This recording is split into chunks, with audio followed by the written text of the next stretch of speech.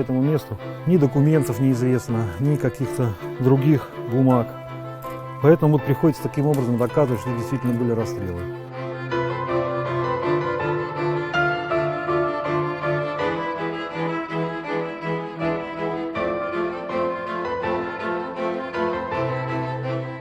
Там в могиле были, волки таскали эти кости во все черепы.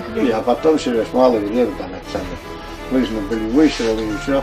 Мемориал пишет запросы с просьбой предоставить информацию о местах массовых захоронений, о местах расстрелов и так далее.